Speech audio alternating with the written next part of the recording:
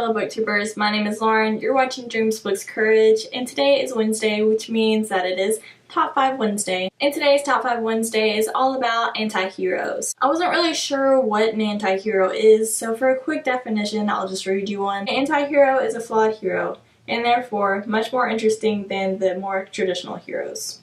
They can be working on the side of good, but with a tragic flaw, or a horrible past, or for reasons that are selfish and not entirely pure.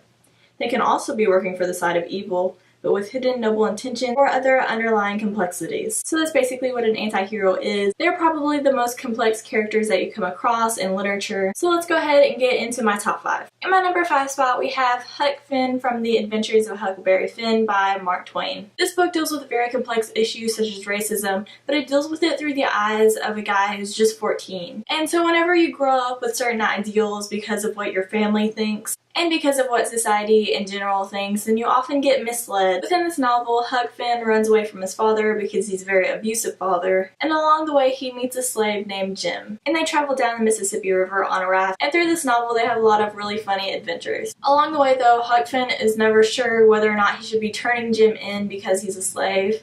And so Huck Finn has to deal with the complexities within his mind, although he's still a young kid. He has to figure out what racism really means and whether or not his life is equal to Jim's life. And so throughout this book, Huck is definitely an anti-hero because he's always teetering on the side of good and evil whenever it comes to racism. In my number 4 spot, we have Kale from the Throne of Glass series, especially within Crown of Midnight, and of course these books are by the lovely Sarah J. Maas. We see Kale within the first scene of Throne of Glass, and he seems like he's one of the king's main servants. He's captain of the guard, which means that he's kind of in charge of the security around the king, and also Kale is best friends with Prince Dorian. And I don't think this is spoiling anything by saying this, but Prince Dorian and Kale and Selena kind of developed this love triangle. The main reason as to why Kale is seen as an anti-hero, it's because he is shown from the first scene that he's on the side of the king. But then Selena comes in and she completely changes his mind about a whole lot of things that the king is currently doing. And throughout these books, it just becomes increasingly more difficult for Kale to decide which side of the team he's on. He's a very loyal character, so it's very hard for him to decide which side is good or which side is bad. In the number 3 spot, we have Katniss from the Hunger Games trilogy by Suzanne Collins. The reason why Katniss is an anti-hero is because she really doesn't have everyone's best ideas at heart. Whenever she enters the Hunger Games, she's just trying to win so then she can get back to her sister and her family, and Peeta never really means that much to her within the first Hunger Games. But Peeta ends up falling in love with Katniss, and Katniss ends up playing along just so then she can get back to her family. And Katniss ends up in this whirlwind with the capital and the districts, and throughout this trilogy she never thinks that she is the one who's meant to lead the districts in a revolution, and she ends up having to be in that position because Peeta's taken away from her. And throughout it all, even whenever she's talking to President Snow, she really means it when she says she doesn't want to be the spokesperson for this revolution, she just wants to live her life.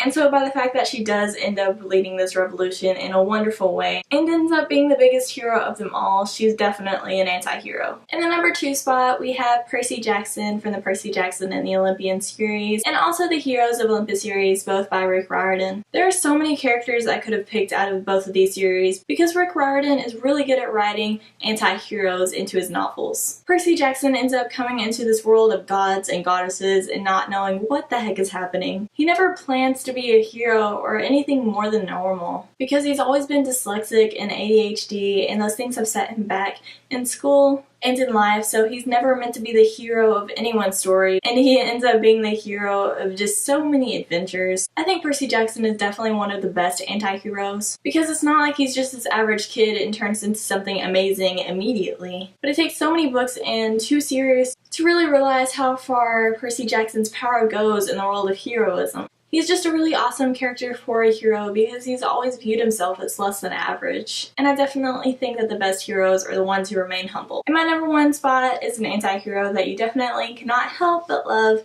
and that is Will Herondale from the Infernal Devices trilogy by Cassandra Clare. I don't want to tell you too much about why he is an anti-hero because that would definitely be spoiling some things for you. But throughout these novels, Will Herondale is definitely a character who's just the meanest person ever to the people who love him the most. And you can't really understand why because he seems like he'd be such a nice character. And he's such a nice person and he loves Jim and his family. and Tessa, but he's just so rude all the time, especially in the sweetest of moments. Throughout reading these novels, you probably think he's one of the most rudest characters ever, but then you realize that he's actually one of the most lovable and loyal and brave characters. And that's all I'm going to be saying about Will Herondale, but you guys should really read this trilogy to understand why he's such an awesome anti-hero. As always, thank you guys so much for watching this video. I would love to know who your favorite anti-hero is, and if you really enjoy anti-heroes in books, I definitely do. They're usually the underdogs of the series, but then they end up being the real hero of everything. I'll see you guys next time. I'm gonna go get back to reading.